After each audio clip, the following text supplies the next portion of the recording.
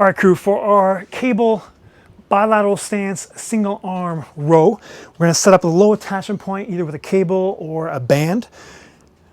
Okay, I'm gonna set up here. If, in this case, the strap is in my right hand, I'm gonna set up with my right foot kind of in line with the cable machine.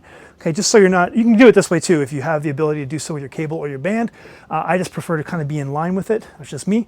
From here, good stack of thorax on top of pelvis, so without losing any height and crunching down, or if you're somebody who's kind of in the extended posture, you may need to kind of posterior tilt your hips just a little bit. Nothing too excessive either way, because I don't want you losing any height. So again, as you exhale and let the lower ribs just fall naturally to the belt buckle, I just did a little bit of both there without going too excessive and crunching down.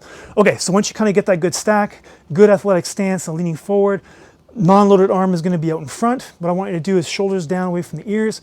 I want you to think about your shoulder blade retracting back towards your spine simultaneously as you're pulling. Okay, I just want to make sure that you're moving the shoulder blade around the rib cage. It's not just staying right here and you're just rolling like this. I want you to let that shoulder blade move towards the spine. Now, what I don't want to do is excessively think about like, yeah, they can really pull it back. This is actually not so bad because my shoulder is back, my chest is up. What tends to happen if this upper arm goes beyond the torso line or the seam of my shirt, sometimes what I'll see is people doing like the shoulder will kind of dump down. I want to try and stay away from that as much as possible. Okay, so good athletic stance, reaching forward.